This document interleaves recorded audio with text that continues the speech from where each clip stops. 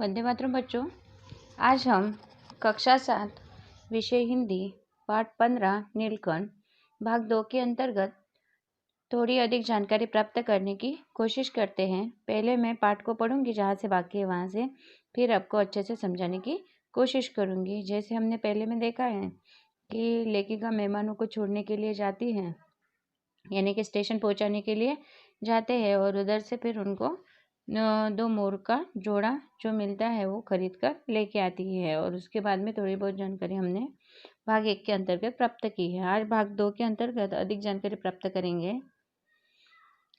जब मेरे कमरे का कायाकल्प चिड़िया खाने के रूप में होने लगा, तब मैंने बड़ी कठिनाई से दोनों चिड़ियों को पकड़कर जाली के बड़े घर में पहुंचाया, जो मेरे जीव जंतुओं का सामान्य निवास है।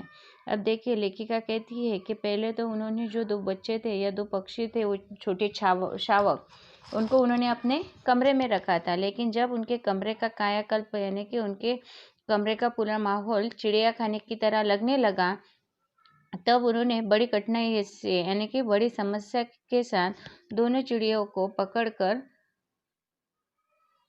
जाली के जो बड़े घर है, जाली का जो बड़ा घर उन्होंने बनवाया था, उसमें पहुंचा दिया, जो उनके सभी जीव जंतु, यानी जितने भी पशु पक्षी उन्होंने पाल के रखे थे, उनका वो सामान्य निवास था, यानी साधारण तरीके का निवास की जगह थी, वहाँ पर उन्हें रख दिया गया। दोनों नवागंतुकों ने पहले से रहने वालों में वैसा ही कुतूहल जगाया जैसे नववधु के आगमन पर परिवार में स्वाभाविक है। अर्थात यहाँ पर देखिए, उन दोनों जोड़े को नववधु, यानी कि नए नए शादी करके जो लोग आते हैं, उनके तरह यहाँ पे तुलना की गई है कि दोनों जो नवागंतुक थे, उन्होंने पहले तो जो पहले से रहने वाले वहाँ पे जो पशु पक्षी थे, उनमें एक कुतूहल, यानी कि एक आश्चर्य की जगह जैसे नववधु के आगमन पर पहले परिवार में स्वाभाविकता दिखाई देता है, उस प्रकार लक्का कबूतर नाचना छोड़कर दौड़ पड़े और अपने चारों ओर घूम घूम कर गुटुरगु गुटुरगु की रागिनी अलापने लगे। अब देखिए, लक्का नाम का जो कबूतर था, वो नाचना छोड़कर दौड़ने लगा और उनके चारों ओर घूम घूम कर गुटुरगु गुटुरगु जैसी आवाज निकालने लगा। बड़े खरगोश सभ्य सभासदों के सामने क्रम से बैठकर गंभीर भाव से उनको निरीक्षण करने लगे। जैसे कि आपको पता है कि जब नए नववधु घर में आते हैं, तो बड़े जो लोग होते हैं मान सम्मान से, या जो घर के बड़े बुजुर्ग होते हैं, वो जिस तरीके से क्रम में बैठकर गंभीर भाव से उनका निरीक्षण करते हैं, मानो उसी प्रकार ये सब जो बड़े खरगोश थे, वो भी सभ्य सभासदों से के समान क्रम से, यानी कि लाइन में बैठकर गंभीर भाव से, यानी चिंताजनक चेहरे से उनका निरीक्षण करने लगे। उन्हीं की गेंद जैसे छोटे खरगोश उनके चारों ओर उछल कूद मचाने लगे, और गेंद जैसे, यानी कि छोटे छोटे जो बॉल की तरह दिखने वाले छोटे छोटे खरगोश थे, वो उनके चारों ओर, यानी कि उनके आजू बाजू में उछल कूद मचाने लगे। तोते मानो भली भांति देखने के लिए एक आंख बंद करके उनका परीक्षण करने लगे, और तोते तो जैसे कि सभी जानते हो, उस प्रकार एक आंख बंद करके उनको देखने लगे। उस दिन मेरे चिड़ियाघर में मानो भूचाल आ गया, यानी कि जिस दिन दोनों मोरों को, या दोनों मोरों शावकों को या बच्चों को उन्होंने उस पिंजरा में रखा जहाँ पे उनके सभी पक्षी थे, उसमें का वर्णन किया हुआ है लेखिका ने, और बड़ा रोचक तरीके का वर्णन है कि सबकी मनोभावनाएं क्या थी। तो उस दिन मानो उनकी चिड़ियाघर में भूचाल सा आ गया। धीरे धीरे दोनों मोर के बच्चे बढ़ने लगे।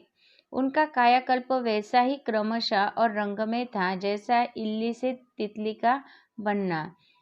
इल्ली से तितली का बनना, यानी कि देखिए, धीरे धीरे मोर के बच्चे बढ़ने लगे, वैसे ही उनके शरीर की जो व्यवस्था है, या उनके दिखने संवरने का जो ढंग था, वैसा ही क्रमशः और रंग में जैसा इल्ली से तितली का बनना, यानी कि इल्ली से जैसे तितली में रूपांतर होता है।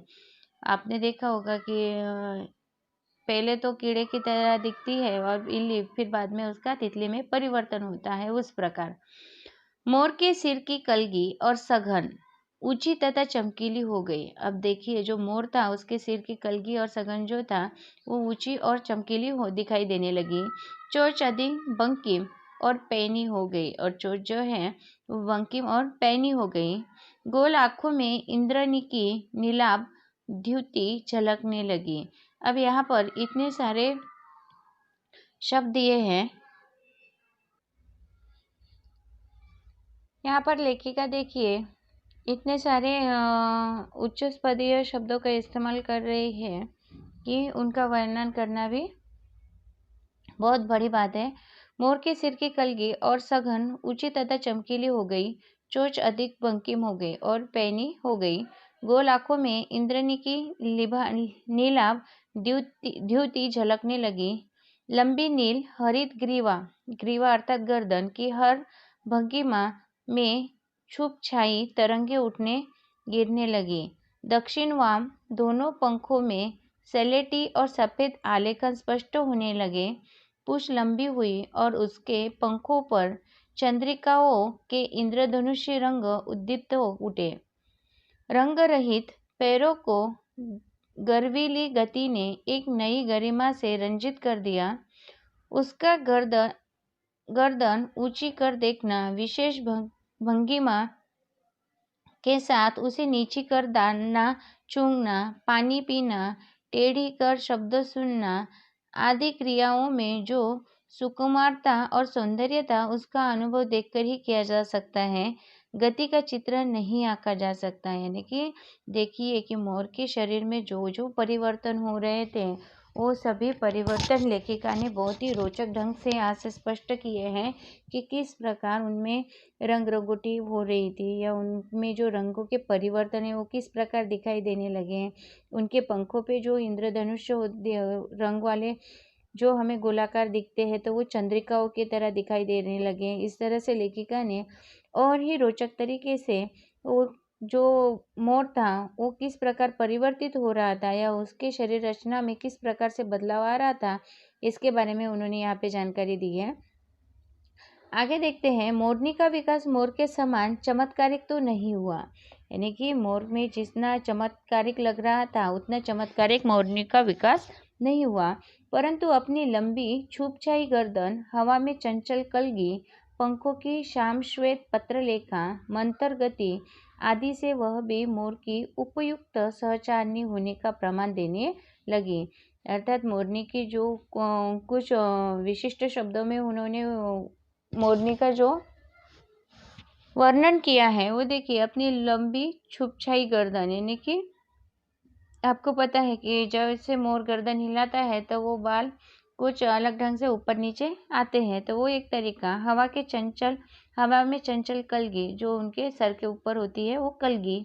पंखों की श्याम श्वेत पत्रलेखा, मानो श्याम श्वेत पत्रलेखा की तरह उनके पंख दिखाई दे रहे थे। और मंथर गति यानी कि धीरे से चलने वाली जो उनकी गति थी आदि से वह मोर की उपयुक्त यानी कि उसी मोर की ही सहचारणी होने का प्रमाण देने लगी थी। इस प्रकार लेखिका यहाँ पर कह रही है। नीलाभ ग्रीवा अर्थात नीले रंग की जो ग्रीवा गर्दन के कारण मोर का नाम रखा गया नीलकंठ, और उसकी छाया के समान रहने के कारण मोरनी का नामकरण हुआ राधा। यानी कि देखिए कि जो मोर की गर्दन थी वो नीले रंग की दिखाई देती थी, तो इसके कारण उसका नाम क्या रखा गया, नीलकंठ। और उसी की छाया के समान, मानो उसकी छाया ही पड़ रही हो ऐसे इसके समान कौन दिखाई दे रहा था, दो मोरनी दिखाई दे रही थी, जिसका नामकरण क्या रखा गया, या नामकरण हुआ तो नाम रखा गया राधा। मुझे स्वयं ज्ञात नहीं कि कब नीलकंठ ने अपने आप को चिड़ियाघर के निवासी जीव जंतुओं को सेनापति और संरक्षण नियुक्त कर लिया।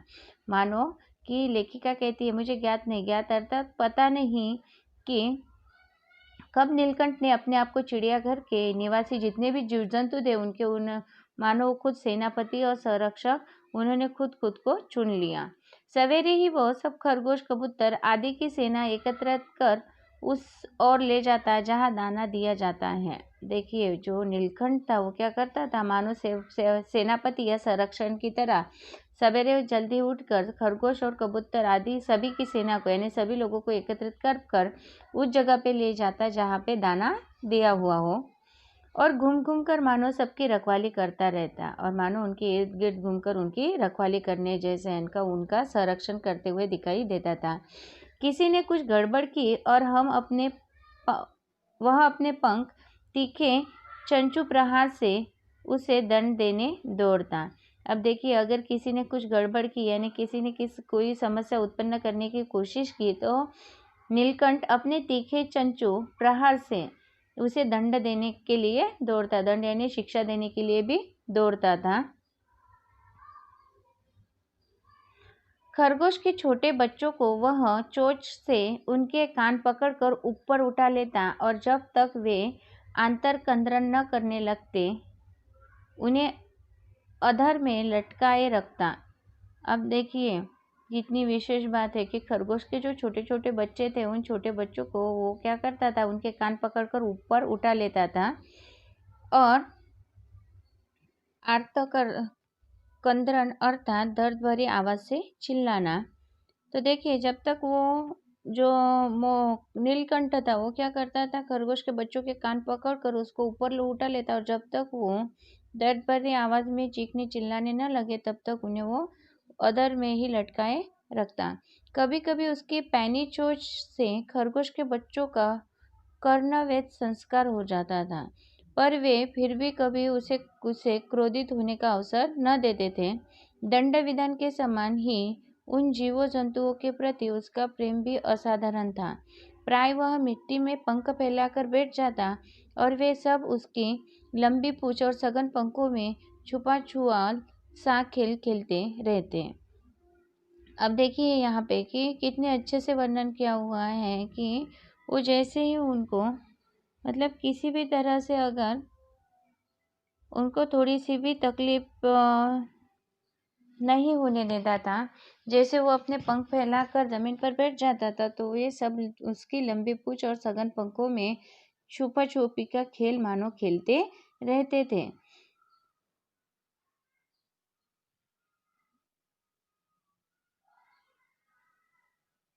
कभी कभी उसकी पैनी चोंच से खरगोश के बच्चों का कर्णवेध यानी कर्णवेध अर्थात कान में